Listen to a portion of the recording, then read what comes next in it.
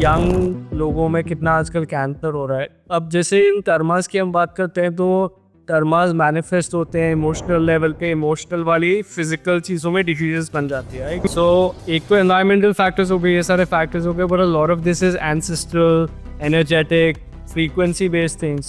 So now with Reiki you are healing that. आपकी understanding से आप एक्सप्लेन करिए कि कैसे वो हीलिंग प्रोसेस हो रहा है एंड क्या वो डिजीज कैंसर आप कैसे समझ पा रहे हो कि ये जो हो रही है चीज़ है cancer formations.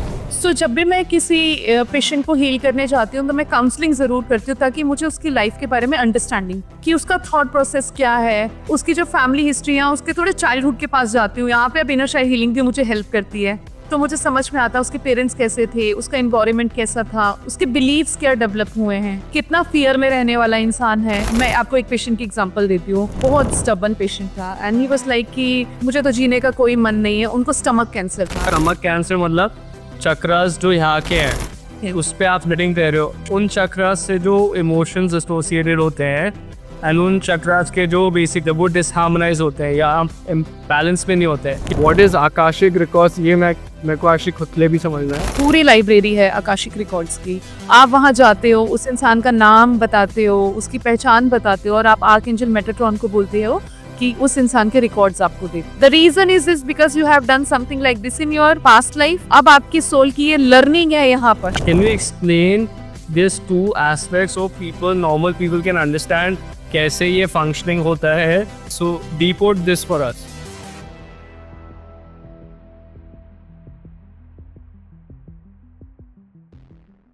So hello Komal, welcome to Raw and Unfiltered.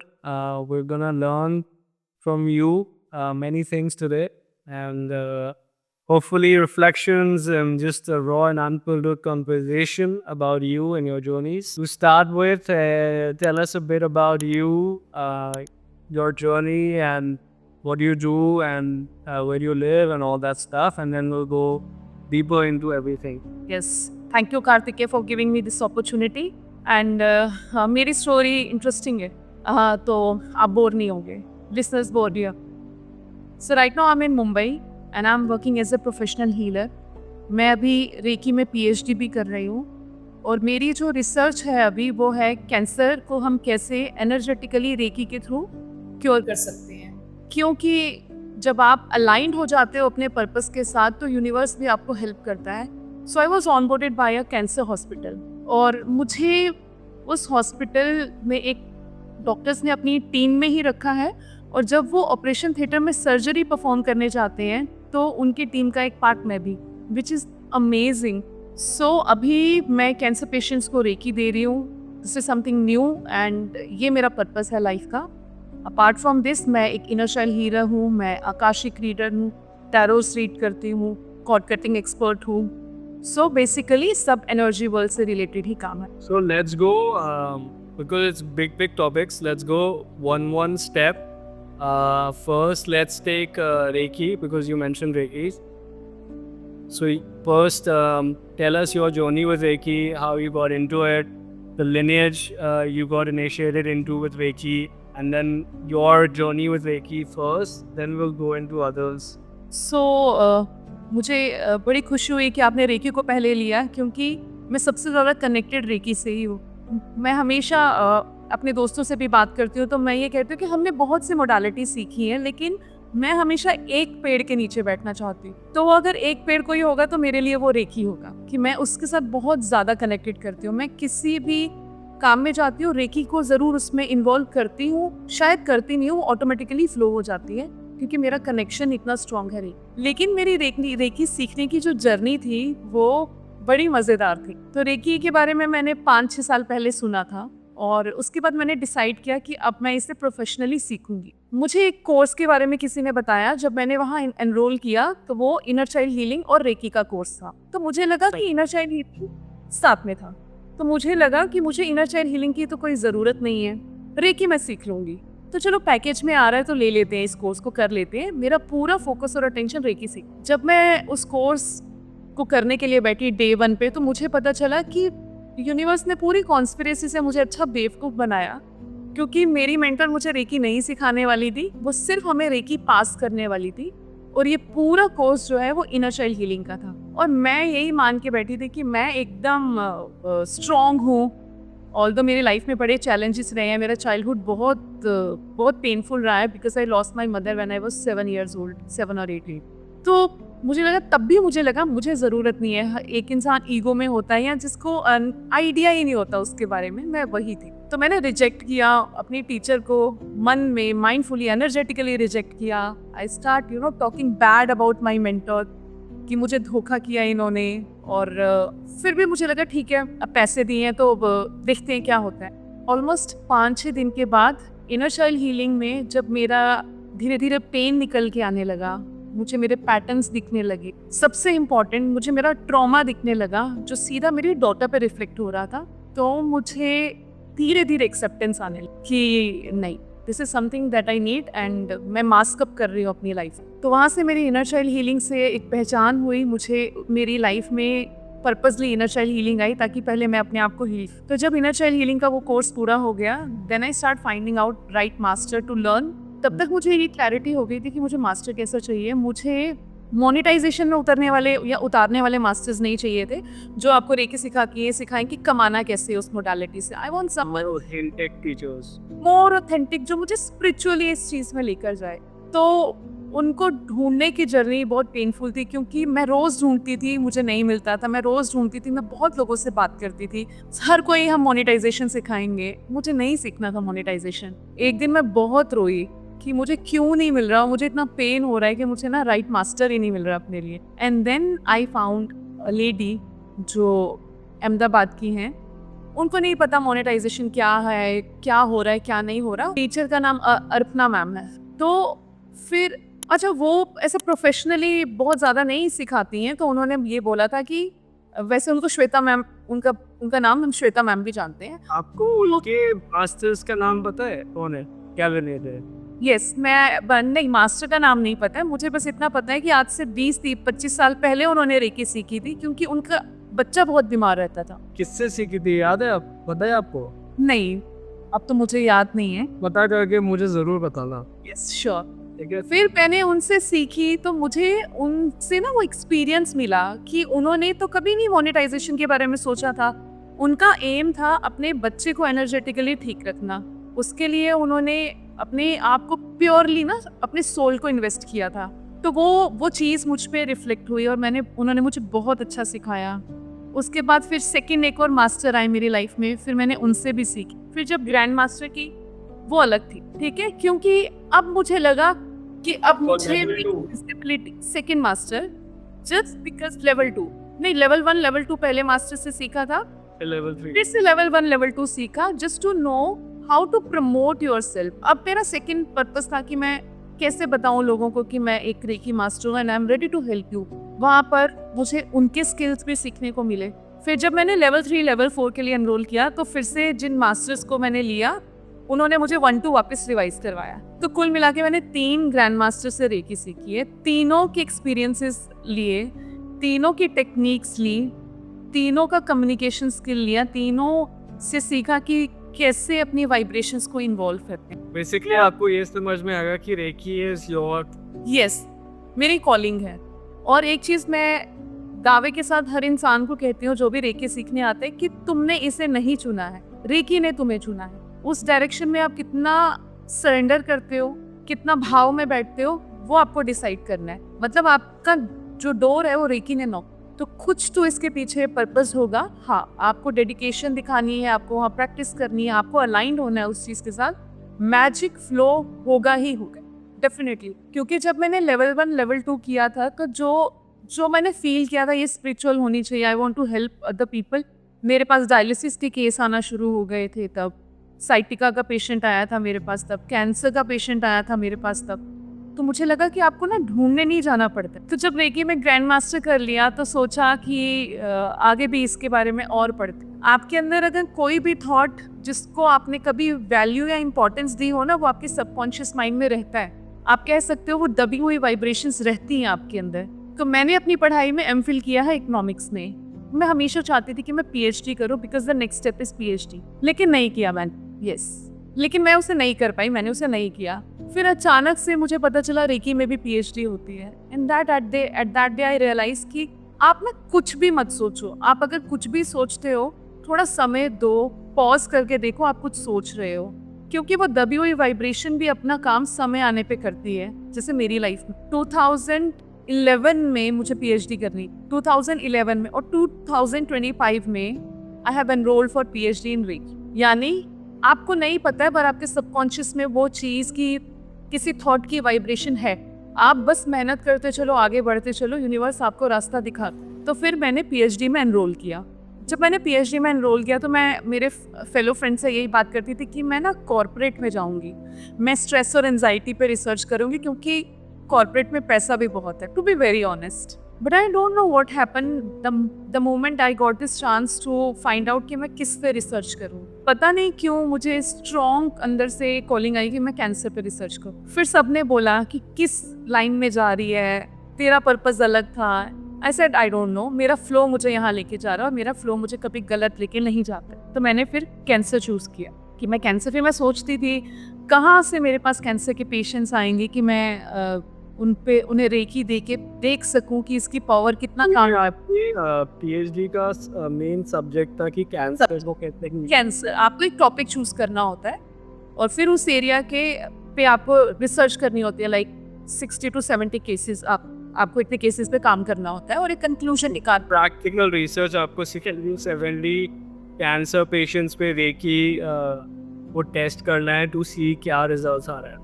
Exactly. और फिर मेरे एक पहचान वाले हैं, उनका ब्रेस्ट रिमूव हुआ था, उनको कैंसर था, मैंने उनको भी हीलिंग दी, उनसे भी मेरी बात हुई। वो रेकी का एसेंस फील हुआ, उनको वो एहसास हुआ कि रेकी उन्हें बहुत हेल्प कर रही है। और उन्होंने अपने डॉक्टर से बताया, अपने सर्जन से बताया कि मैं हीलिंग्स भी ले रही हूँ, इस तरह से है, और जो मुझे हीलिंग दे रही हैं वो पीएचडी कर रही हैं, कैंसर पे रिसर्च कर। Most of the cancer patients जिनको आप रेकी देते हैं वो कीमो के they are also going through chemo at the same time. अब यहाँ पे होता क्या है कि जब मुझे डॉक्टर को ये बात, जो सर्जन को जब ये बात पता चली थी, तो सर्जन ने बोला मैं मिलना चाहता हूँ उनसे। And he said I was manifesting someone like you, कि कोई मुझे मिले, because I too believe in reiki a lot. तो अब उन्होंने बोला ठीक है, हम आपको ऑनबोर्ड करेंगे, क्योंकि ये इंडिया में आज तक नहीं हुआ है कि किसी हीलर को ऑनबोर्ड किया है, क्योंकि साइंस और स्पिरिचुअलिटी अलग अलग ही है इंडिया में अभी भी। तो उन्होंने मुझे ऑनबोर्ड किया, उन्होंने मुझे अपनी टीम का एक पार्ट बनाया। तो वहाँ से डिसाइड होता है कि कोई ऐसा पेशेंट, क्योंकि जो सर्जन है डॉक्टर अमित गुप्ता, ऑन्कोलॉजिस्ट हैं, वो भी एनर्जीज को बहुत अच्छे से समझते हैं। तो वो उस चीज़ को समझ लेते हैं कि that person need a healer, chemo से पहले, कीमो के बाद, या फिर सर्जरी से पहले, सर्जरी के बाद। तो वहाँ से मुझे कॉल आता है कि आप इस पेशेंट के लिए अब काम करो, क्योंकि बहुत यंग लोगों में भी आजकल कैंसर हु रियली। भी मैंने लिटरली एक वीडियो शेयर ही करी है अपने एक व्हाट्सएप ग्रुप में अबाउट हमारे पॉडकास्ट हुआ था। She is also doctor slash combination of spiritual and scientific combination, and उसमें यही एक टॉपिक था कि यंग लोगों में कितना आजकल कैंसर हो रहा है। And this is part of the basically collective consciousness का अभी जो जर्नी चल रहा है। It's like the karmas are getting cleared yes, collective level पे। अब जैसे इन कर्मास की हम बात करते हैं तो कर्मास मैनिफेस्ट होते हैं इमोशनल लेवल पे, इमोशनल वाली फिजिकल चीज़ों में डिसीजेस बन जाती है, right? Yes. which is typically cancer. So एक तो एनवायरमेंटल फैक्टर्स हो गए, ये सारे फैक्टर्स हो गए, but a lot of this is ancestral, energetic, frequency based things. So now with reiki you are healing that. आपकी अंडरस्टैंडिंग से आप एक्सप्लेन करिए कि कैसे वो हीलिंग प्रोसेस हो रहा है एंड क्या वो डिजीज कैंसर आप कैसे समझ पा रहे हो कि ये जो हो रही है चीज़ें, cancer formations on an energetic level, frequency, energetic and vibration level, and how is Reiki working to heal that? सो जब भी मैं किसी पेशेंट को हील करने जाती हूँ तो मैं काउंसलिंग ज़रूर करती हूँ, ताकि मुझे उसकी लाइफ के बारे में अंडरस्टैंडिंग, कि उसका थॉट प्रोसेस क्या है, और उसकी जो फैमिली हिस्ट्री है, उसके थोड़े चाइल्डहुड के पास जाती हूँ। यहाँ पे अब इनर चाइल्ड हीलिंग भी मुझे हेल्प करती है, तो मुझे समझ में आता है उसके पेरेंट्स कैसे थे, उसका एनवायरनमेंट कैसा था, उसके बिलीव्स क्या डेवलप हुए हैं, कितना फियर में रहने वाला इंसान है। मैं आपको एक पेशेंट की एग्जांपल देती हूँ। बहुत स्टबन था वो, बहुत स्टबन पेशेंट था, एंड ही वाज लाइक कि मुझे तो जीने का कोई मन नहीं है। उनको स्टमक कैंसर था, मुझे जीने का कोई मन नहीं है। अगर मैंने उनसे उनकी फैमिली के लिए पूछा, उन्होंने बोला किसी को किसी की नहीं पड़ी है, उनके लिए मैं जिंदा हूँ या नहीं हूँ फ़र्क नहीं पड़ता। तो बहुत पेन था उनके इमोशंस अगर हम आइडेंटिफाई करेंगे या फीलिंग्स, तो बहुत पेन था, बहुत ग्रजेस थे उनको, बहुत स्टबन भी थे वो कहीं ना कहीं, बहुत हेटेड भी था अपने लोगों के लिए। So तो let's go deeper into this. So please enlighten us with this understanding. For example, stomach cancer मतलब चक्रास जो यहाँ के हैं उस पे आप लिपिंग कह रहे हो, आप उन चक्रास से जो इमोशंस एसोसिएटेड होते हैं एंड उन चक्रास के जो बेसिकली जब वो डिसहार्मोनाइज होते हैं या बैलेंस में नहीं होते हैं, तो क्या क्या होते हैं negativities and emotions and physical elements जो वो एस्पेक्ट होता है, एंड जब आप उनको बैलेंस करना शुरू करते हो, हील करते हो mentally body, this alchemy process begins and chakras balance होते तो हीलिंग होती है। Can you explain this to aspects so people, normal people can understand कैसे ये फंक्शनिंग होता है and the different emotions and emotions connected to psychosomatics basically of Yes. how dealing happens. So decode this for us. Sure.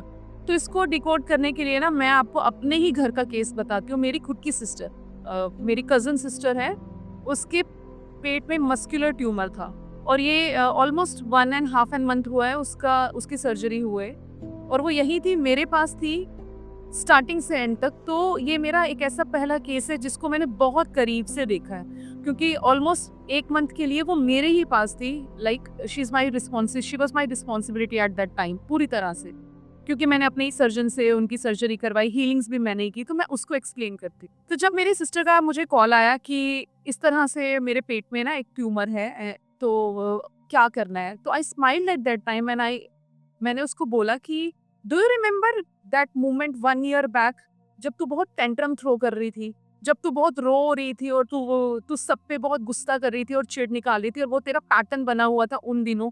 Do you remember that time? She said yes. और मैंने उससे बोला, याद है मैंने उस समय क्या कहा था? Try to resolve yourself Mona, try to resolve yourself, don't flow into this flow. अपने आप को समझ और देख क्या चल रहा है तेरे अंदर, ठीक है, और उसको हील कर, अपने आप से कनेक्ट कर, अपने इनर चाइल्ड से कनेक्ट कर। तो मैंने कहा जो तूने मुझे आज बताया है ये मेरे लिए हैरानी वाली बात नहीं है, because I have seen your past being in grudges, being बहुत ज़्यादा पेन था तेरे अंदर, बहुत ज़्यादा ग्रज चल रहे थे तेरे अंदर, बहुत ज़्यादा नेगेटिविटी चल रही थी। You dislike your own people at that moment, you don't want to forgive them. Remember all this moments. पे मैंने उसको एक एक बताई बात, इनके लिए तेरा ये इमोशन था, इनके लिए तेरा ये इमोशन था, तो उसको रियलाइज हुआ। यस। सो अब उसकी बात करूं, तब उसको ज़्यादा तो यूनिवर्स में भी कोई बिलीव नहीं आ रहा था, चल रहा है, वो बोलती थी छोड़ ना, जाने दे। तो आपका क्राउन चक्र वैसे ही ब्लॉक है, because you are not able to align with this universe और यूनिवर्सल पावर। ठीक है, चल रहा है, आप बिल्कुल अपने अंदर वो शांतियाँ, अपने आप को सरेंडर कर ही नहीं पा रहे हो, बिकॉज आपको लग रहा है मेरी डे टू डे लाइफ अच्छी चल रही है तो अच्छी चल। हमें कभी कभी लगता है कि हमें भगवान का नाम तभी लेना चाहिए जब हम तकलीफ में होते, और ऐसे ये कंडीशनिंग भी है, जैसे ही तकलीफ आती है हम सोचते हैं अब हम अपना क्राउन चक्र एक्टिवेट कर लें, ऐसा नहीं हो। सो थर्ड आई, अगर हम थर्ड आई की बात करें, मेरी सिस्टर की बात करें, अपनी हेल्थ को लेकर उसे कोई कंसर्न नहीं था कि क्या हो रहा है, उसे ये नहीं समझ में आ रहा था, उसको कोई विजन नहीं था, कोई इंट्यूशन नहीं उसको आ रही थी कि I am spending my nights like sleepless. मैं क्या कर रही हूँ अपने साथ, मैं हेल्दी नहीं खाती हूँ, मैं अपने बारे में कुछ सोच नहीं पा रही हूँ। हर इंसान चाहता है कि वो अच्छे से जिए। तो मेरी सिस्टर का थर्ड आई चक्रा भी ब्लॉक था, वो अपने आप को ही देख नहीं पा रही। उसका थ्रोट चक्रा की बात करें, अगर पेन में है तो एक्सप्लेन करना पड़ता है, और एक्सप्लेन करने का मतलब ये नहीं है कि आप स्क्रीम करो। तो वो अपने इमोशंस को, अपने आप को एक्सप्रेस ही नहीं कर पा रही थी वहां पर, जबकि उसको सुनने वाले लोग अवेलेबल थे, मैं थी, पर फिर भी she was not able to find out कि मैं ना मेरी सिस्टर के पास ही चली जाऊँ, because somewhere your own people reject you the most. Basically, she was just fully blocked. Fully block, heart chakra उसका ब्लॉक, ना उसमें किसी को माफ करने की हिम्मत थी, ना उसके लिए, उसके मन में किसी के लिए एम्पैथी आ रही थी, इवन अपने लिए भी सेल्फ लव नहीं, because she was not eating right, she was not sleeping well, always crying crying crying, tantrums throw करना, डिप्रेशन में चले जाना। तो हार्ट चक्रा भी ब्लॉक था। वैसे सोलर प्लेक्सिस की बात करेंगे तो कॉन्फिडेंस, विल पावर सब खत्म। सेक्रल चक्रा की बात करें तो आपकी मेस्कुलाइन फेमिनाइन एनर्जी में इम्बैलेंस है। जो आपको बॉडी शो भी कर देती है, आपके मेंस्ट्रुएशन साइकिल के थ्रू आपको शो कर देती है, आपकी क्रिएटिविटी ब्लॉक हो जाती है, आपकी सेक्स ड्राइव खत्म हो जाती है। तो यहाँ पे भी आपको सिम्टम आते हैं। रूट चक्रा की बात करें तो बिल्कुल सिक्योरिटी नहीं है, आपके अंदर बिल्कुल स्टेबिलिटी नहीं है। तो ये बेसिक चीजें हैं जो आपको बताती हैं कि आपका चक्रा ब्लॉक। मैं चाह रहा हूँ कोमल, आप एक बार ना ये बहुत इम्पोर्टेंट एक्चुअली एस्पेक्ट्स हैं जो आप एक बार एक्सप्लेन करो कि चक्रा सिस्टम कैसे होता है और उनके क्या क्या इमोशंस जुड़े हुए हैं। पीपल को दे गेट सम अवेयरनेस कि let's say we are block, ये सारी चीज़ें जो हमारी ब्लॉक चल रही है लाइफ में, how they reflect through our chakra system. So 7 चक्र है हमारे शरीर में जो सेंटर में अलाइन होते हैं, एकदम सेंटर, ना लेफ्ट ना राइट, एकदम सेंटर में। आप अपनी स्पाइन को भी कंसीडर कर सकते हैं। थोड़ा सा डेप्थ में जाके इसको और फील करना चाहें तो याद करो हमारे टाइम में जब हम शक्तिमान सीरियल देखते थे, तो शक्तिमान सीरियल की स्टार्टिंग में ही शक्तिमान के बैक चक्रास दिखाए जाते थे। मे बी अब हम कनेक्ट कर रहे हैं, हमें भूल गया हो, लेकिन सबसे इजी तरीका है क्योंकि आपने वो चीज देखी है, सबकॉन्शियस के पास प्रूफ है। जैसे ओम नमः शिवाय एक सीरियल आता था, उसने भी एक शेडो बताई हुई होती थी मेडिटेटिव फॉर्म में, और उसमें 7 कलर्स के बॉल्स बताए होते थे सेंटर में। That is basically chakras. बहुत सिंपल है समझना। आपकी सारी एनर्जीज सेक्शन वाइज आपके चक्रास में ही स्टोर होती। जैसे हम घर में सामान लाते हैं तो बाथरूम का सामान बाथरूम में जाता है, किचन की ग्रोसरी किचन में जाती है, वैसे ही सेक्शंस बने हैं आपकी बॉडी में एनर्जीज के स्टोर होने के, और वो सेक्शंस आपके चक्रास। मैं नीचे से ऊपर की बात करती हूँ। सबसे पहले हम नीचे रूट चक्रा, आप बोल सकते हो जहाँ पर आप बिटवीन योर जेनिटल्स, और बैक से देखोगे अगर तो जहाँ पर आपकी तो जो जैसे रूट चक्रा, मूलाधारा, सो कीप यस मूला ध्यान दिए। यस मूलाधारा चक्र, रूट चक्र, इसकी लोकेशन आपके जेनिटल्स के बीच में या जहाँ पे आपकी सिटिंग बोन है वहां पर। ये चक्र बताता है आप अपनी लाइफ में कितने सिक्योर फील करते हो, कितने स्टेबल फील करते हो, कितने ग्राउंडेड हो आप अपनी लाइफ, कितना अपनी लाइफ में आप लग्जरीज को एंजॉय कर पा रहे हो। कई लोगों को हमने देखा है कुछ अच्छा होता है तो बहुत खुश हो जाते हैं, और जैसे ही कुछ बुरा हो जाता है एकदम टूट जाते हैं, यानी कि वो बिल्कुल भी स्टेबल नहीं है अपनी लाइफ, इनसिक्योर रहते हैं हमेशा। तो अगर किसी इंसान को ये लगता है यार मेरी लाइफ में ना कभी अचानक से कुछ अच्छा हो जाता है, अचानक से बुरा हो जाता है, मैं मेरी लाइफ के असेट्स को भी इंजॉय नहीं कर पा रहा हूँ, money is also something that is related to your root. तो मनी का भी इशू मेरी लाइफ में बहुत रहता है, ग्राउंडिंग ही नहीं है। तो मनी आपको सिक्योरिटी भी देती है और मनी आपको स्ट्रेंथ भी देती है, ग्राउंडेड भी करती है। तो आप समझ जाओ कि आपका रूट चक्रा इम्बैलेंस। अगर हम ऊपर की तरफ आए तो जस्ट अबव हमारे नेवल से 3 उंगली नीचे जो लोकेशन है वहाँ पे हमारा सेक्रल चक्र, सारे के सारे रिप्रोडक्टिव ऑर्गन्स हमारे वहीं पर हैं। राजस्थान, नहीं, वो हमारे नेवल से 3 उंगली ऊपर है। सॉरी क्या बोलते हैं हिंदी में सेक्रल को?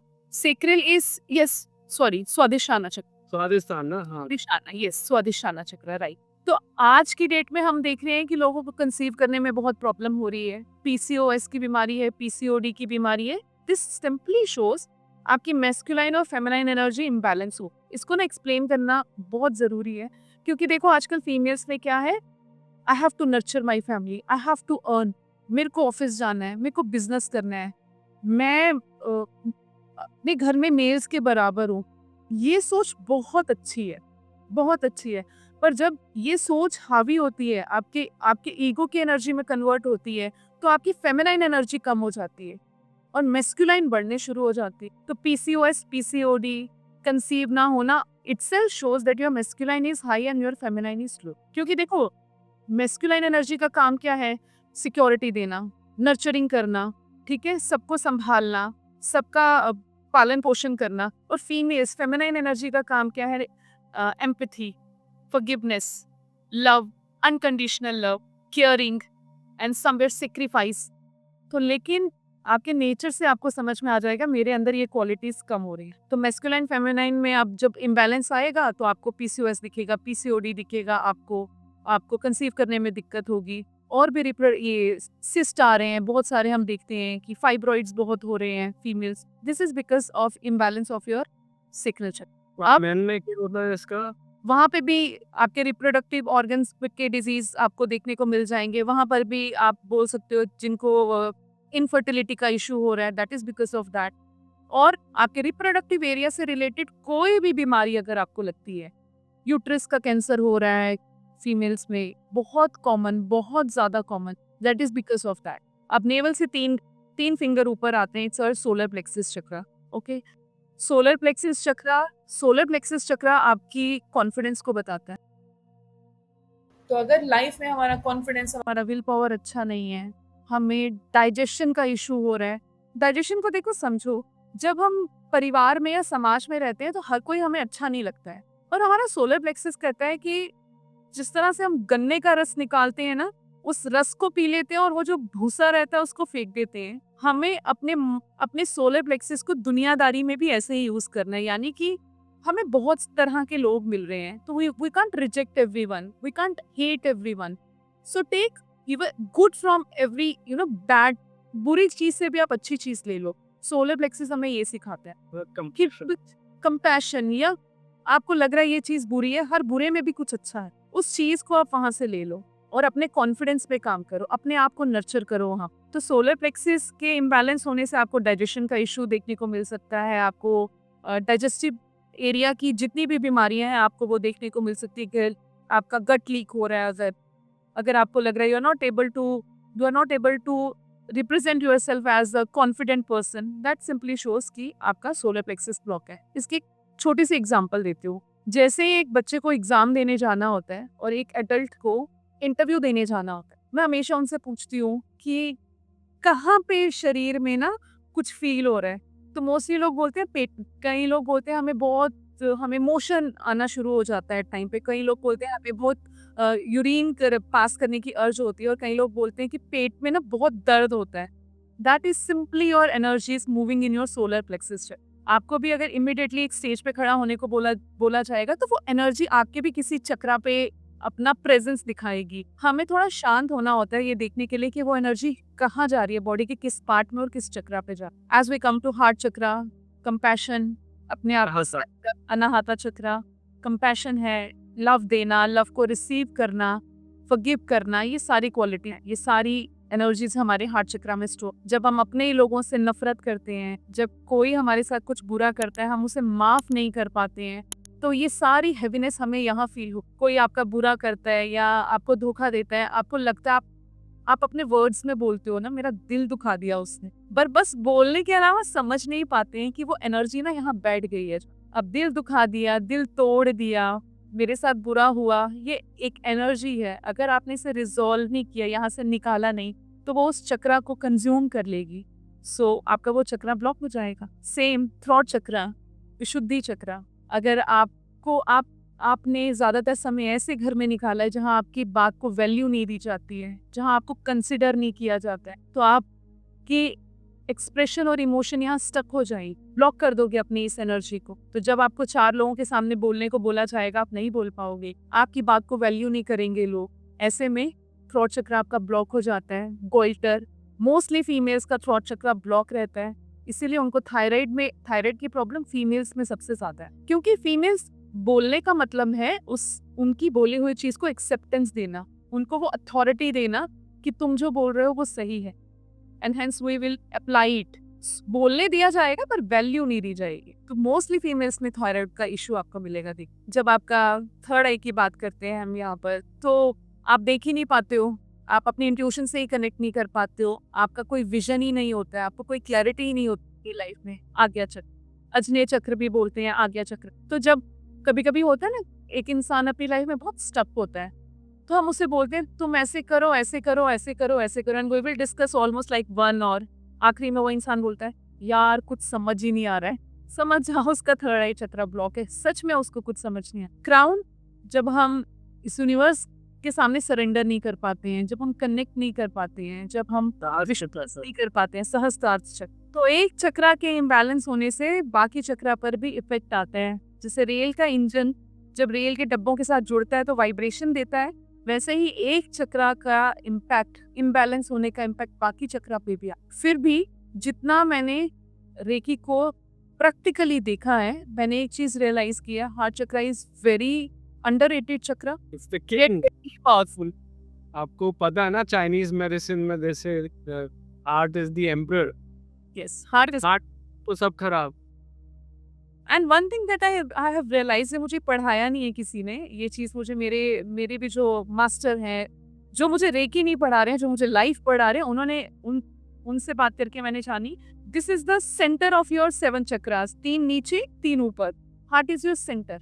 अगर आप इस पे काम करोगे तो आपका हाईएस्ट और लोएस्ट चक्र अपने आप सही वाइब्रेशन में आना शुरू हो जाए। और जो मैंने लोगों को देखा है, people prefer to work on mostly on their lower 3 chakras because it shows how to grow in confidence, how to grow in money, how to make yourself grounded. Heart chakra अभी भी लोग इसे ज्यादा वैल्यू नहीं देते।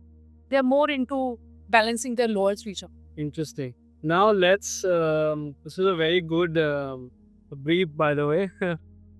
इसमें मतलब ये भी एक पूरा एक आई नो इसमें भी PhD है, एक्सप्लेन कर सकते अलग ही एक पूरा टॉपिक है ये। हैं। But let's come back to now cancer and the connection from this to cancer patients and how you work with cancer patients. And you can use the examples you were before, or specifically जैसे for example आपके पास कोई आया तो क्या process आपका होता है इससे डील करने का? सो ये बहुत ब्यूटीफुल जर्नी है मेरी। इसमें मैंने किसी भी चीज़ को कोई स्ट्रक्चर ही नहीं किया मैंने कभी, क्योंकि now what I believe in कि मांगने से कुछ नहीं मिलता है। This is something that I have learned initially, that I try to learn, और अब मैं अपनी लाइफ में इसके रिफ्लेक्शन भी देखती हूँ कि मांगने से सच में आपको नहीं मिलता है। Just do your Karma. क्योंकि अगर मांगने से मिलता होता तो सारी दुनिया खुशियाँ मांग रही है, फिर दुख कौन दे रहा है, फिर तकलीफ कौन दे रहा है आपको? सो हमें होता है भगवान हमें ये दे दो, भगवान हमें दे दो, वो दे दो। तो नाउ हैव रियलाइज कि अगर आप यूनिवर्स से भी मांग रहे हो ना तो आपको नहीं मिलेगा। अपना कर्मा करो उस एंगल में, अपने आप देगा। आपकी डेस्टिनी बोलेगी आपको इसको देना ही पड़ेगा, क्योंकि इसलिए एफर्ट लगाने का कोई रास्ता नहीं छोड़ा। So when you do the right Karma, आपकी डेस्टिनी भी आप चेंज कर सकते हो, क्योंकि ये एक ऐसी ब्लेसिंग है जो आपको भगवान ने दी। तो मैं भी हीलिंग को अपना कर्मा ही मानती हूँ। तो जब मेरे को हॉस्पिटल में बुलाया जाता है या जब मेरे पास कोई पेशेंट आता है तो मैं उसे ये रियलाइज करवाती हूँ कि सब फर्स्ट ऑफ ऑल वो अकेला नहीं है इस चीज़ में, और मैं पूरी तरह से उसे सपोर्ट कर रही हूँ, पूरी तरह से उसके लिए ही वहाँ पर हूँ। और मेरा जो फर्स्ट स्टेप रहता है वो हमेशा उसके चाइल्डहुड में जाने का रहता है, because your childhood shape your adult. उसी रोड ब्लड पे जाते हो पहले? जड़ रूट ही वही है। एग्जैक्ट आपने बात बोली। आप किसी भी बीमारी का रूट कॉज जो है वो पास्ट में, तो वहां से मुझे उसके पेरेंट्स कैसे थे, वहां से मुझे ये क्लैरिटी होते हैं। उसके बिलीव्स क्या डिजाइन हुए वो पता चलता है। उसके कॉन्फिडेंस पे कितना अटैक हो चुका है पास्ट से, वो कितना बुली हो चुका है, उसको कितनी एक्सेप्टेंस मिली है एज ए चाइल्ड, उसको कितना अप्रिसिएशन मिला है जो एज ए चाइल्ड एक बच्चे की डिमांड होती है, कितना लव मिला है, कितनी केयरिंग मिली है, क्या बिलीव्स उसे सोसाइटी ने दिए हैं, उसके पेरेंट्स ने दिए हैं। वहां से धीरे धीरे मैं उस बच्चे से शुरू करके उस एडल्ट तक आती, और फिर उसकी। सॉरी मैं इंटरप्ट करूंगा आपको। एक क्यूरियोसिटी मुझे हो रही है कि जो इतने पेशेंट्स से आप डील कर रहे हो, मान के चलो उसमें से कितने पेशेंट्स ऐसे होंगे जो आपको, आपका इंट्यूशन के हिसाब से मैं पूछ रहा हूँ कि आपको ये लगता है ये जो बीमारी इनको हुई है, कैंसर जो हम कहते हैं, वो कम्प्लीटली इमोशनल रीजंस की वजह से हुई है? Not environmental, not genetic, not even habits like tobacco, alcohol. Completely primary factor has been emotional और कार्मिक और ट्रॉमा रिलेटेड, उसकी वजह से ये बीमारी इनको हुई है। सो राइट नाउ सच में चैलेंजिंग है, ये सच में चैलेंजिंग है, क्योंकि एक तो कलयुग है। पर आप मुझे बोल दो 100% में से कितने प्रतिशत ऐसे होंगे जैसे कि something whatever comes to your mind, don't think, but don't think so। as you do, शायद 1 या 2%, 1 या, सिर्फ 1 या 2%। क्योंकि आपका लाइफस्टाइल आपने खराब किया हुआ है। अगर किसी को कैंसर नहीं है उसने भी अपना लाइफस्टाइल खराब किया हुआ है। आपको नहीं अवेयरनेस है आप क्या खा रहे हो, आपको नहीं अवेयरनेस है आप अपनी फिजिकल बॉडी में अपनी एनर्जी को चैनलाइज करने के लिए क्या कर रहे हो। तो ये तो कैंसर वालों की बात ही नहीं है, जो नहीं भी कैंसर के शिकार है उनकी लाइफस्टाइल भी तो अच्छी नहीं है। कौन है इस पूरी दुनिया में, वेरी फ्यू, वो शायद 1 और 2% में ही आते हैं हु हैड दिस रियलाइजेशन कि मुझे जो नहीं चाहिए ना, मुझे उसको बोलना नहीं है, बिकॉज वर्ड्स में भी पावर है, वर्ड्स में भी वाइब्रेशन। कौन है इस पूरी दुनिया में जो ये रियलाइज करता है कि पेन और सफरिंग तो लाइफ का पार्ट है, बट कॉन्शियसली मुझे इसको स्टक नहीं करना है, मुझे इसको रिलीज करना है। कौन है इस पूरी दुनिया में जो ये सोच रहा है कि okay this is that authentic reason कि मेरा मूड खराब है, ये वैलिड रीजन है, बट मेरे को इस एनर्जी को चैनलाइज करना बहुत जरूरी है, वरना ये मुझे खा जाएगी। So now a day everybody is in stress, lifestyle अच्छा नहीं है। लेट्स से ये जो इतने पेशेंट्स हैं, इन सबको पता होता ये कैसे करना है, अल्केमाइजेशन, एनर्जी बैलेंसिंग करना, इतने में से कितनों को कैंसर नहीं होता फिर? देखो ये तो मैं नहीं कह सकती कितनों को नहीं होता, ये चीज गेस, इंट्यूटिव, हम तो इंट्यूटिव गेम खेल रहे हैं अभी, इंट्यूटिवली बोल दो आप।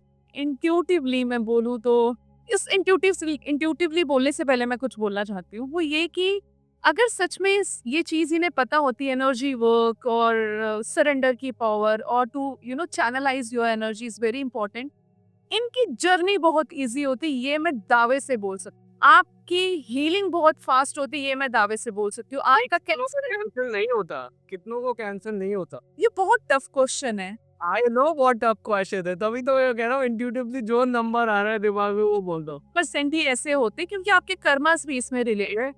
10% ही ऐसे होते हैं जिनको नहीं मिलता।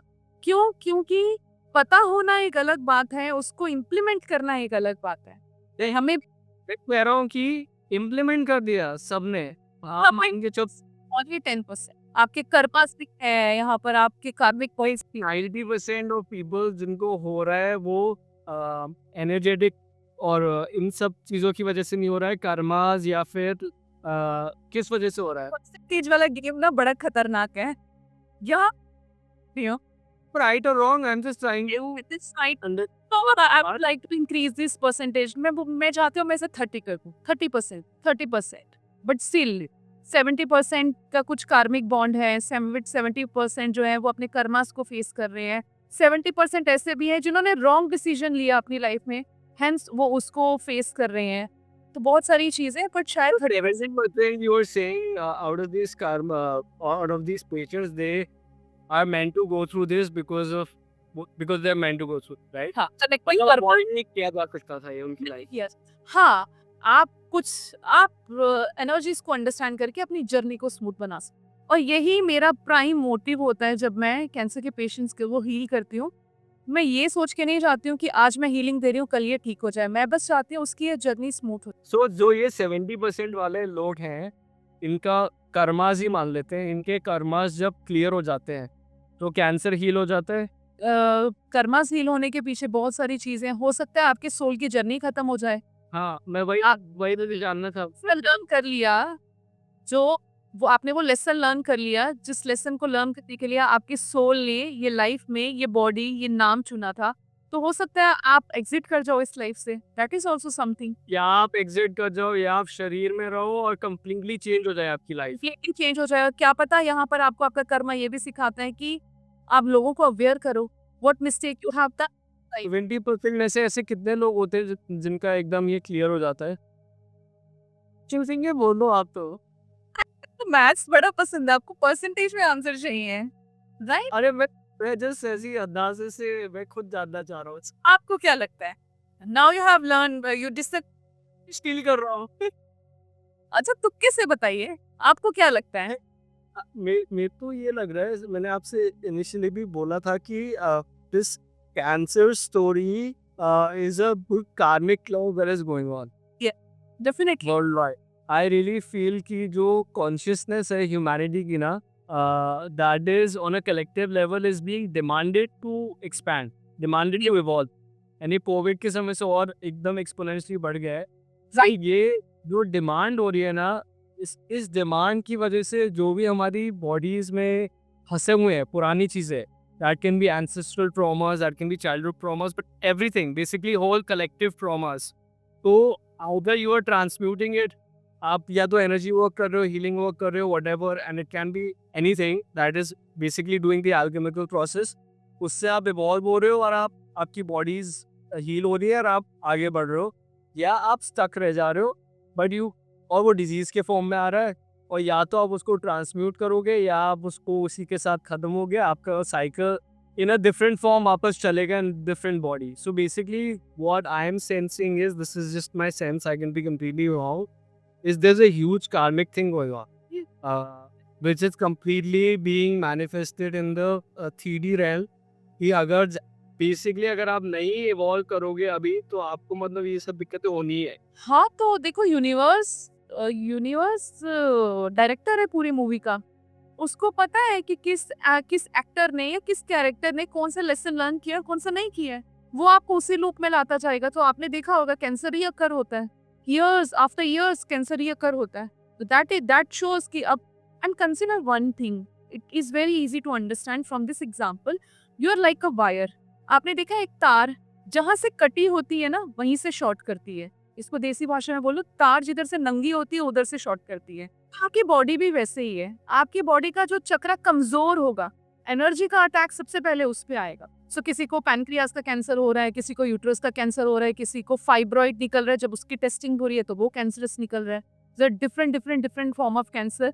हर कैंसर एक चक्रा के साथ जरूर जुड़ा होगा। तो आप समझ जाइए आपकी बॉडी में वो चक्रा कमजोर था और उस एनर्जी का अटैक उसी पर हुआ। उस पार्ट ने उस एनर्जी को झेल नहीं पाया and hence it manifested in form of a disease when your body screams out, oh cancer हो। So we all are like a wire।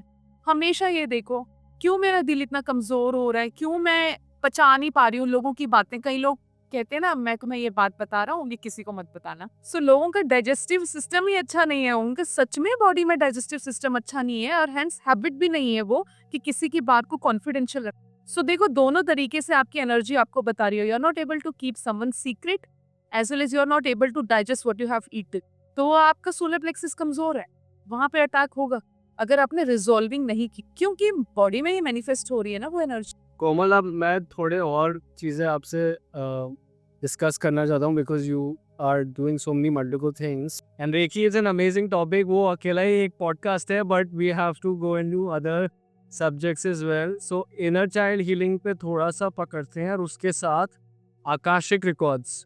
So inner child healing को आप कैसे आप and this you can take examples of people who are, let's say, not cancerous as well but just are going through inner child stuff. So inner child healing, inner child wounds, इन सब से आप कैसे deal करते हो and Akashic records का क्या इसमें connection है and what is Akashic records. ये मेरे को actually खुद ले भी समझना है कि आकाशिक रिकॉर्ड्स का क्या सिग्निफिकेंस है and all this, please explain to us. सो कार्तिक, आपने बोला कि आप एग्जांपल ले लो किसी की भी जिस पे आपने काम किया है बताने के लिए इनर चाइल्ड हीलिंग। तो मैं मेरी एग्जांपल ही लेती हूँ। As I told you, I lost my mother at a very very young age। मेरा चाइल्डहुड बहुत ज़्यादा चैलेंजिंग रहा।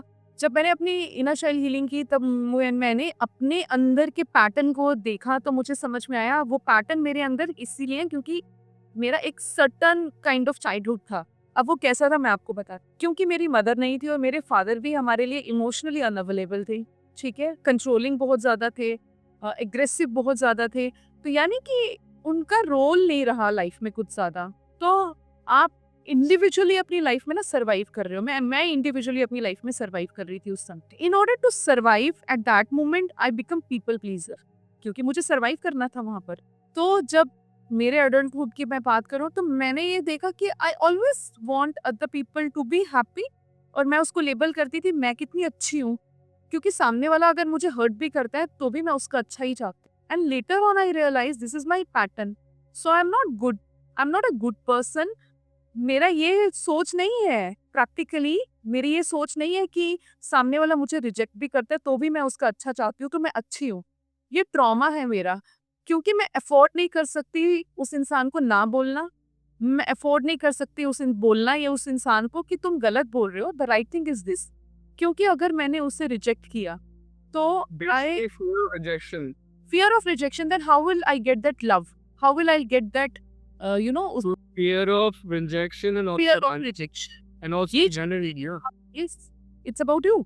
So ये चीज मुझे मेरी रियलाइज हुई कि ये तो मेरा पैटर्न बन गया हुआ है। कोई भी इंसान मुझे ना आसानी से कंज्यूम कर लेता था। मुझे लगता था चल ना मैं नहीं करूंगी उसके लिए तो कौन करेगा, तो उसके लिए करने के लिए I start keeping my self behind the bars और लास्ट में मैं फ्रस्ट्रेट होती थी उस चीज के लिए। देन रिसेंटमेंट होता था।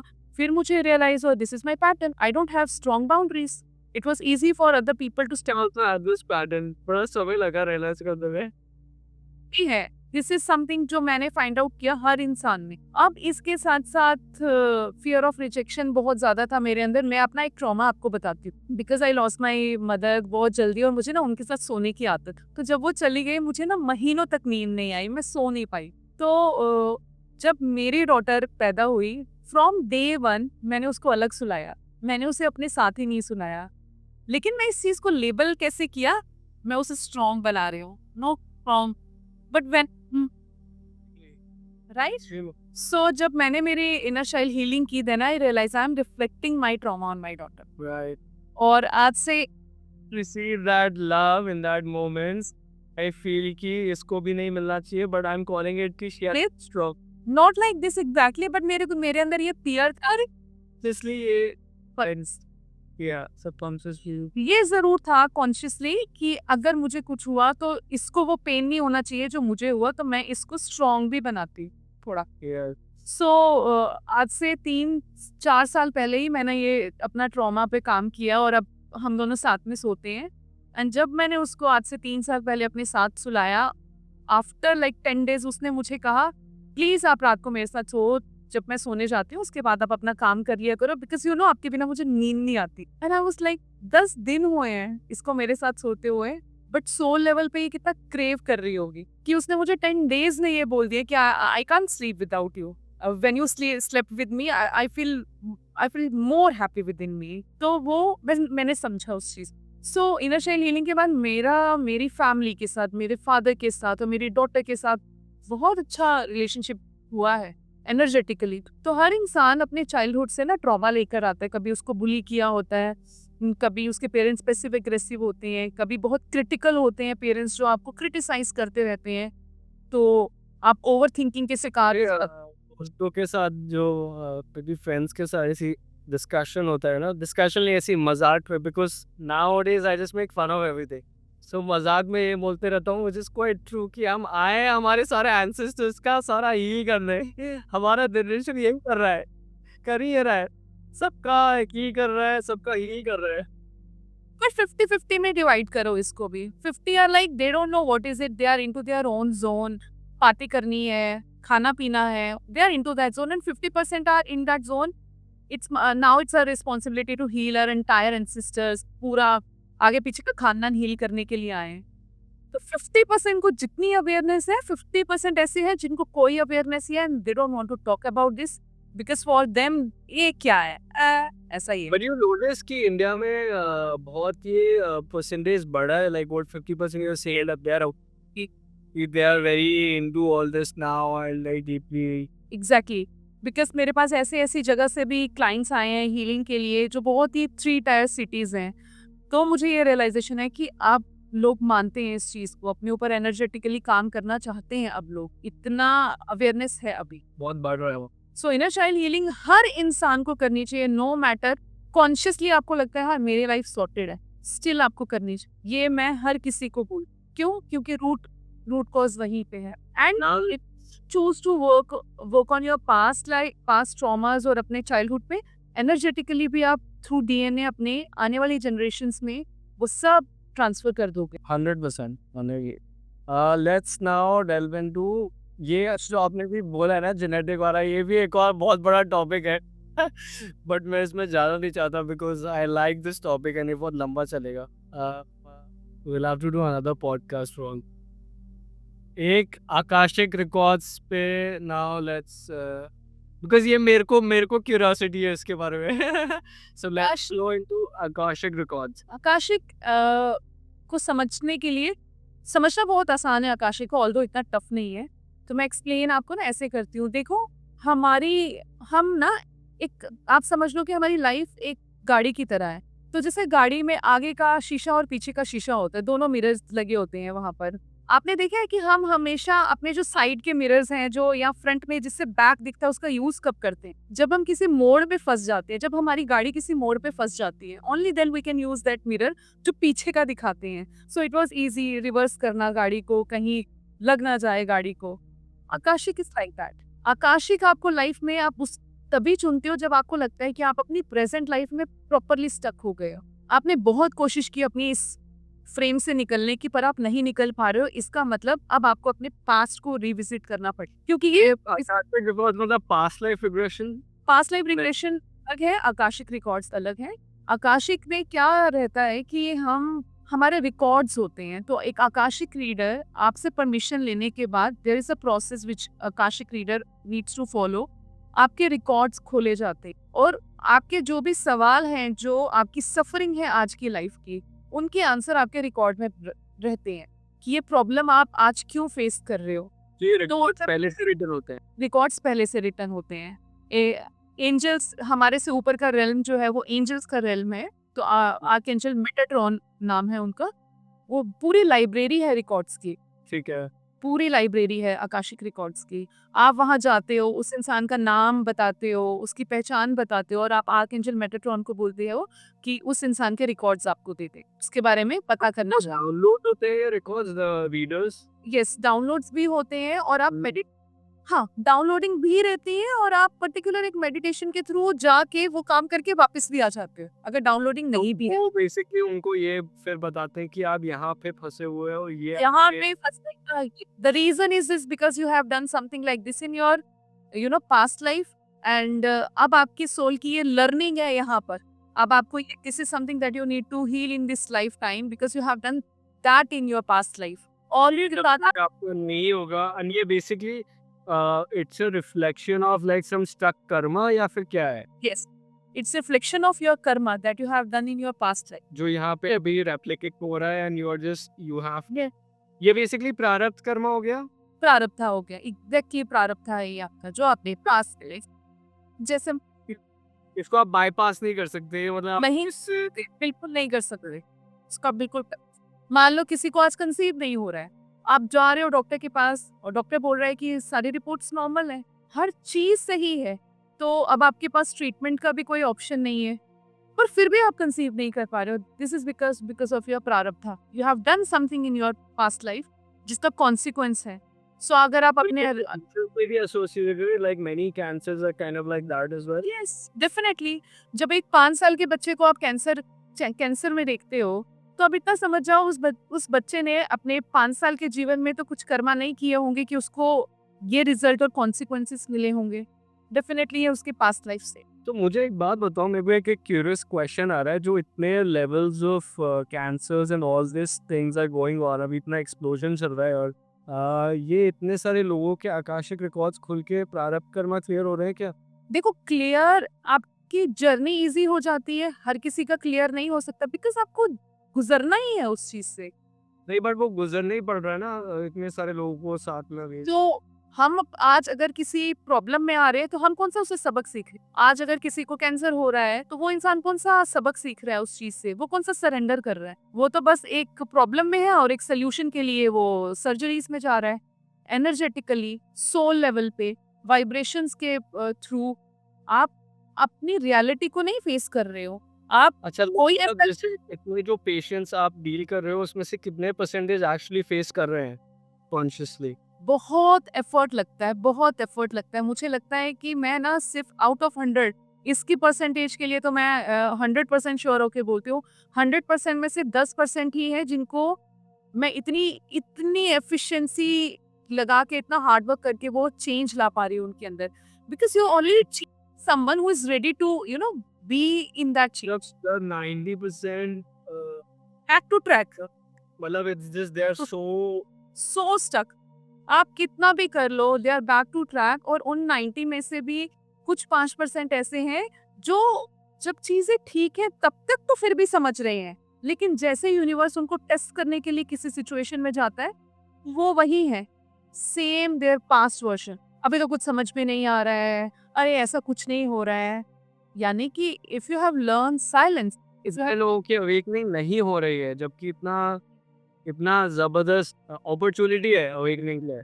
आप भी इन हीलिंग्स को समझते हो, आप भी एनर्जीज को समझते हो, आपको लगता है कि इतना आसान है अपने आप को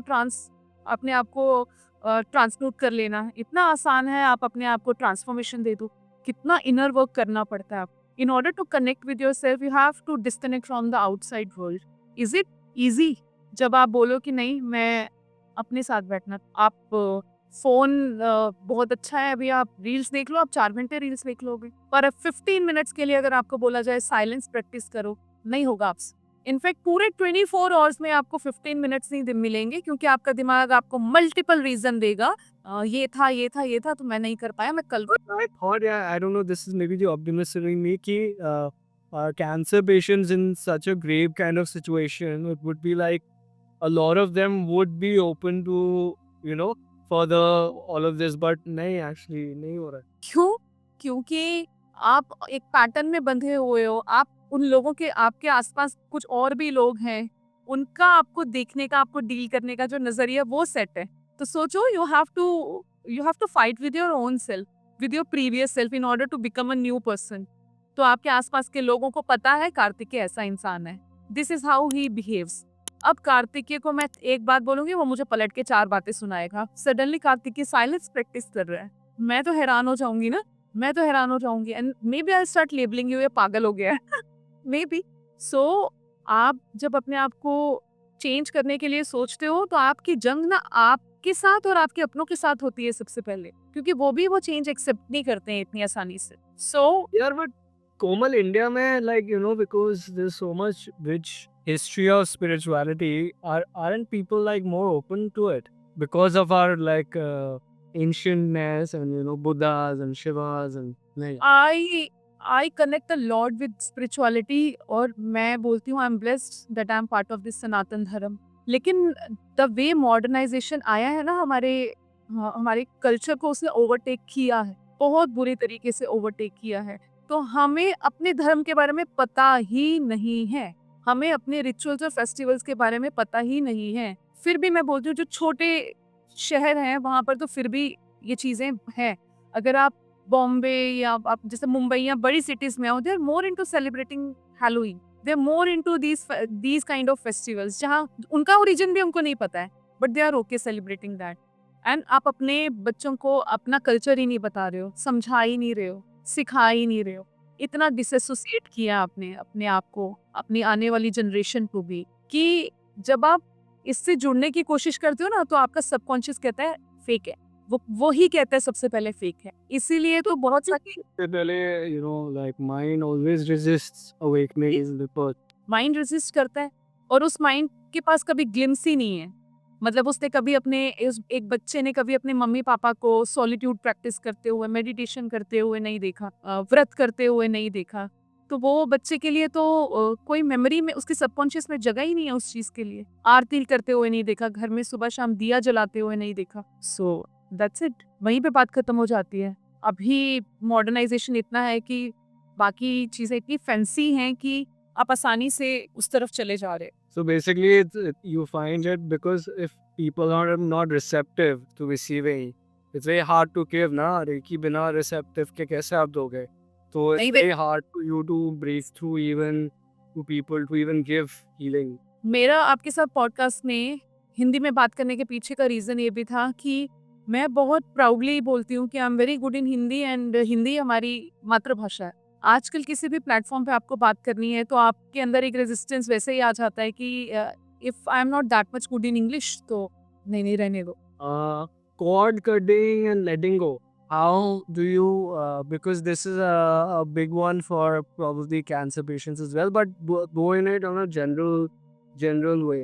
सो कॉर्ड कटिंग बहुत ही ब्यूटीफुल मोडालिटी है, और चाहे कैंसर के पेशेंट हो, चाहे आम लोग हो, चाहे आप हो, चाहे मैं हो, अगर हम किसी के साथ बहुत स्ट्रांगली एसोसिएट होते हैं, तो हम एनर्जेटिकली भी एसोसिएट होते हैं। For example, if we both are very very good friend from past many years, so हम एनर्जेटिकली भी कनेक्टेड हो, हमने अलाउ किया है एक दूसरे की वाइब्रेशन को, एक दूसरे की वाइब्रेशन में आना, that is why we form a bond called friendship. अभी किसी भी वजह से अगर हमारे बीच में झगड़ा हो जाता है और हम वी सेट अपार्ट, हम अलग हो जाते हैं, हम एक दूसरे से बात नहीं करते, तो भी इस बात के पूरे चांसेस है कि मेरी एनर्जीज जो है आप कंज्यूम करोगे कहीं ना कहीं।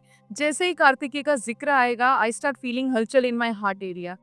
मैं एक पार्टी में जा रही हूँ, मुझे पता है वहाँ कार्तिकेय भी आ रहा है, तो I don't want to go there, I don't want to face him there. और मान लो किसी एक ऐसी जगह पे मुलाकात हो भी जाती है, तो मैं रेजिस्ट करूंगी वहां पर।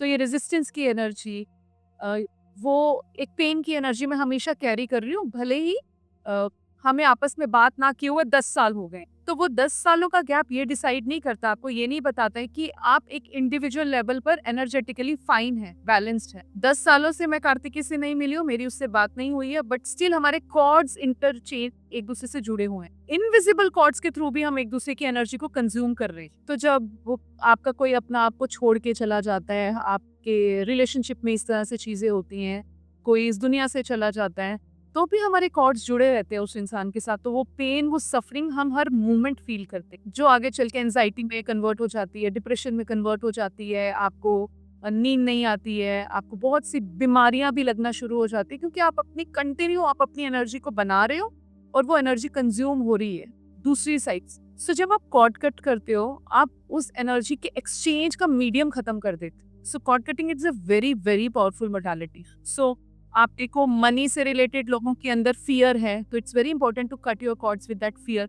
आपके बिलीव्स होंगे जो आपको पेरेंट्स से मिले होंगे, पैसा कमाना आसान नहीं है, जिस दिन खुद कमाओगे उस दिन पता चलेगा, पैसे पेड़ पे नहीं उगते हैं। ये सारे बिलीव्स आपका सबकॉन्शियस बिलीव करता है, yes it's hard to earn money, it's very hard to earn money. So it's very important to cut your cords with these kind of beliefs. And अगर आपकी tarot as well, right? Tarot is a different modality. Tarot का cord cutting से कोई association है नहीं वैसे। But you do tarot as well, right? Yes, I do tarots. Yes, I do. So, for Please explain tarot after cord cutting as well. मान लो आपके जो parents हैं वो हमेशा आपके लिए क्रिटिकल रहे हैं, no matter what you did. आप व्हाइट शर्ट पहन के इंटरव्यू करने आ रहे हो, तो आपके पेरेंट्स ने बोल दिया नहीं नहीं व्हाइट अच्छी नहीं लग रही है, ब्लैक पहन, तो आप ब्लैक भी पहनोगे, चलो कि ये हैप्पी हो जाए, बट स्टिल वो बोलेंगे नहीं नहीं व्हाइट ही अच्छी लग। यानी what ever you will do, you will get that criticism. तो किसी दिन बोल देंगे तुम्हारे बाल लंबे होते ना तो अच्छे लगते, जैसे उसके थे, एंड आप बोलोगे चलो मैं बाल लंबे कर लेता हूँ, अब बाल लंबे करोगे नहीं नहीं नहीं छोटे ही अच्छे थे। यानी यू विल फील लाइक कि no matter what I will do, I am not going to make them happy. So they are always in the critical mode.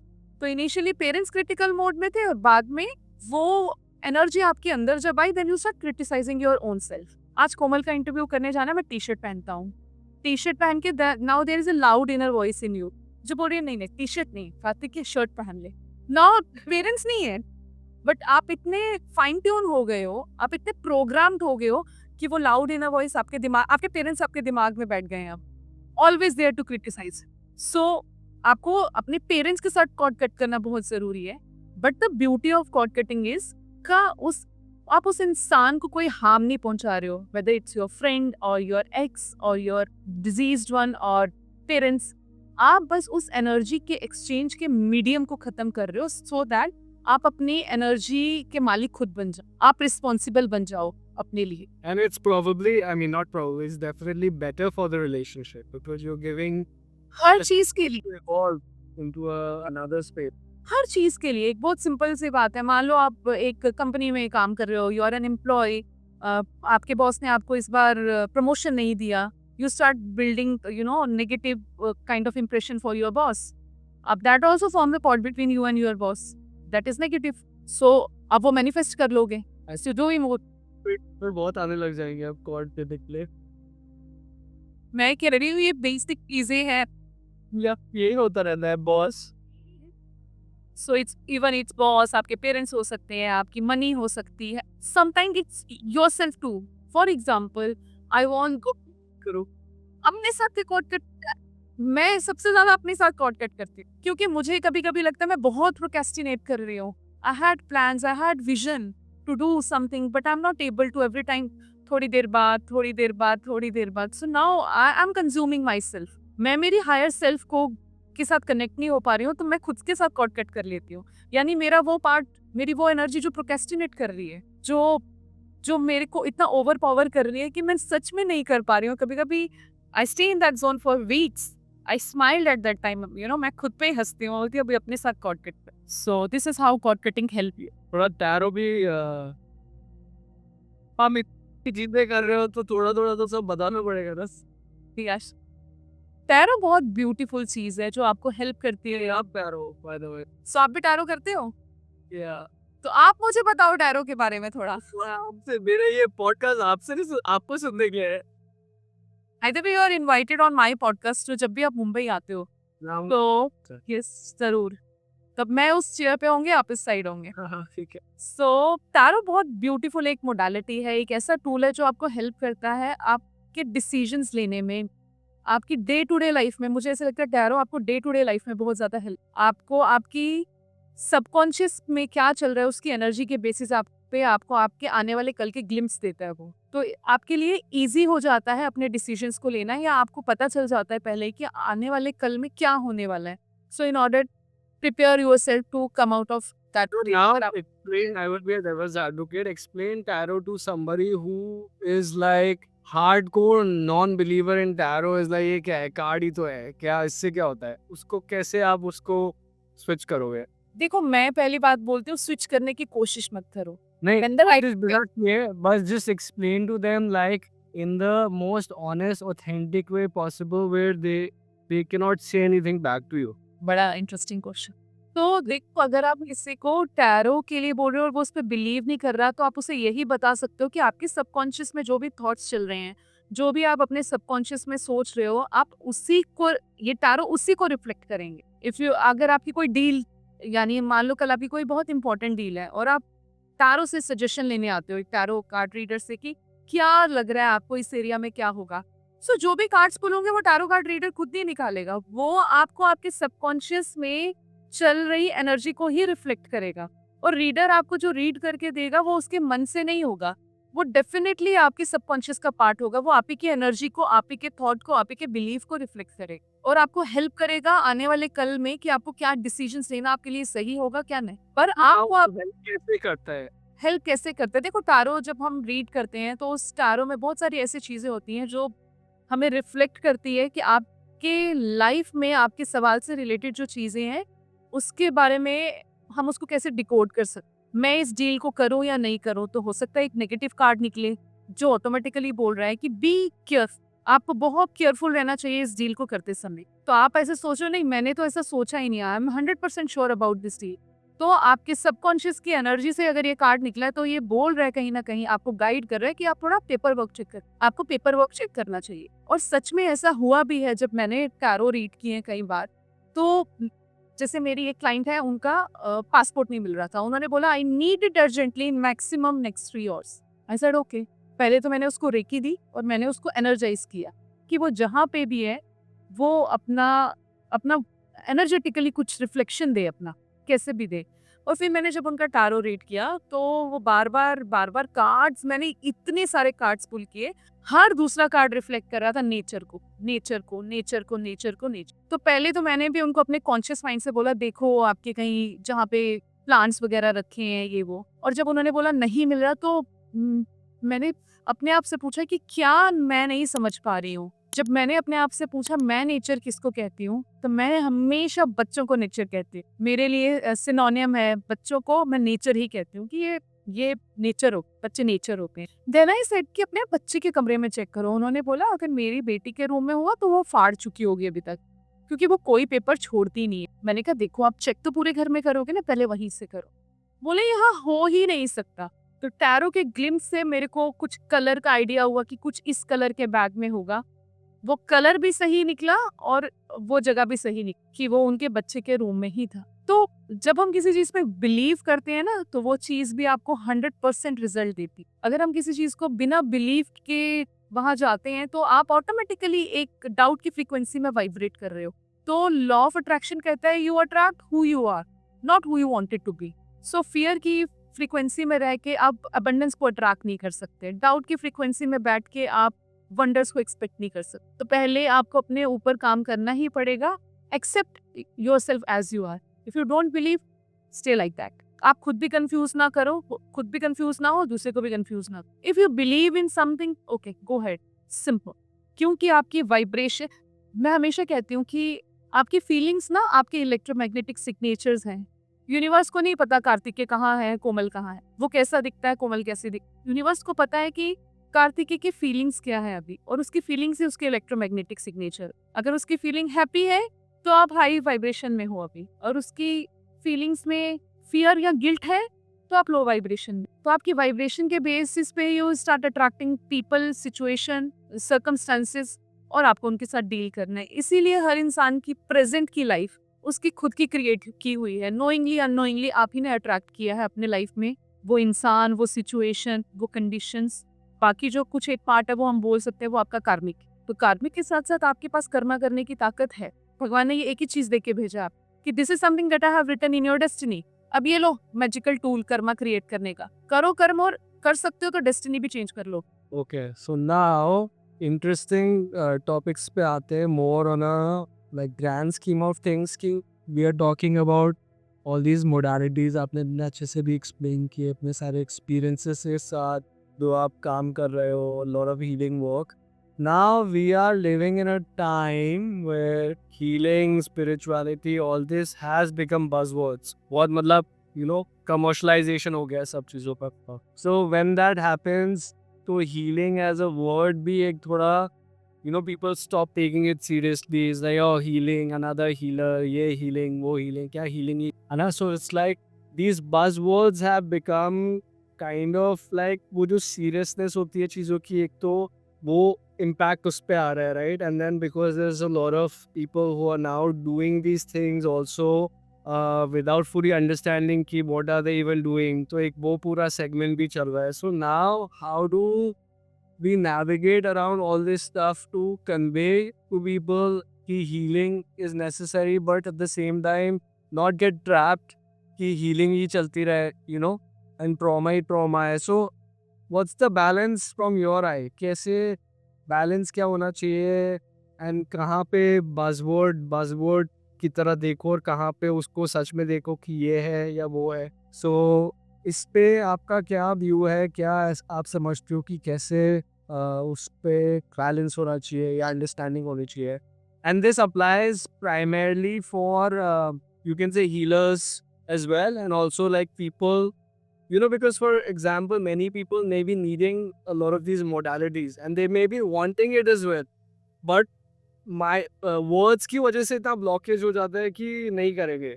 You know what I mean. So ये कैसे bridge करेगा? तो कार्तिक कल ही मैं किसी से बात कर रही थी कि ऐसे बोलते हैं ना कि पत्थर उठाओ तो आपको, मतलब जब किसी चीज का एक्सेस हो जाता है तो हम बोलते हैं ना कहावत में, एक पत्थर उठाओ तो नीचे से इंजीनियर निकल रहे हैं, इतने इंजीनियर हैं.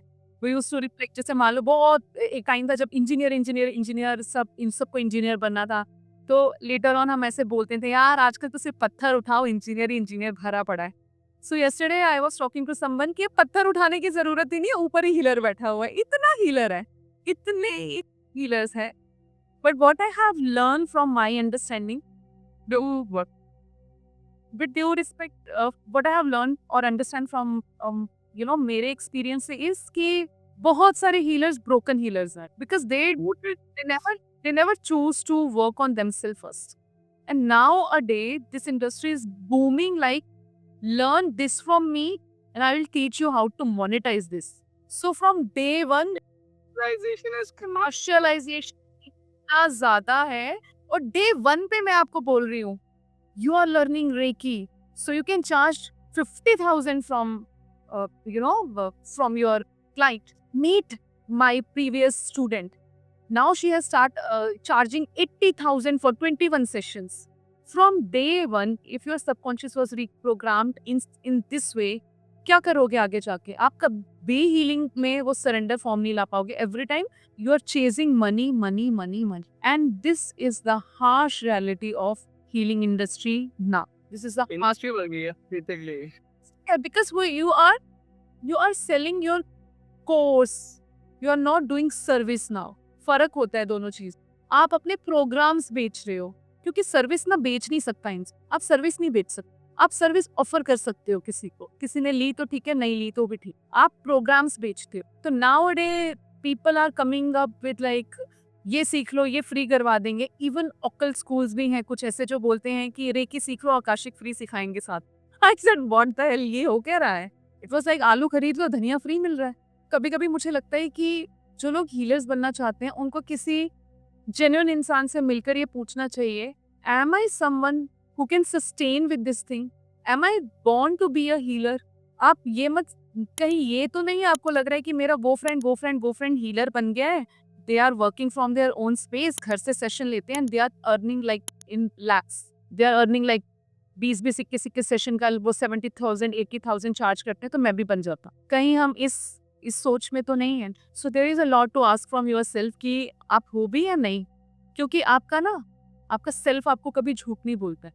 और अगर आप सच में चुने गए हो हीलर बनने के लिए, तो आपका काम बोलेगा, आपका काम अपने आप बोलेगा, आपकी वाइब्रेशंस बोलेगी, आपका सेल्फ अपने आप सेटिस्फाइड जोन में रहे। तब आपको किसी से ना सर्टिफिकेट नहीं चाहिए होगा that I am a good healer. So industry तो बहुत बूम कर रही है, ये बहुत बज़ है सच में अभी, healing healing healing healing. Akashic सीख लो आप, टारो सीख लो आप, और इतना एक्सेसिबल हो गया है कि कोई भी कुछ भी सीख सकता है आज की डेट। और कभी कभी बहुत से लेमैन लोग ऐसे हैं जो ऐसे हीलर्स के पास, ब्रोकन हीलर्स के पास जाते हैं और उनका पूरा विश्वास खराब हो जाता है, क्योंकि उन्होंने बहुत बहुत ह्यूज अमाउंट पे किया होता है एंड उनको कोई रिजल्ट नहीं मिलता है। Even those high profound healers जो अपने कोर्सेज को लैक्स में बेच रहे हैं, लैक्स में उनके कोर्सेज हैं और 100 बच्चा एनरोल करता है, उन 100 में से भी आपको पता है कि कितना बच्चा जो है वो सच में उस काम को कर पा रहा है?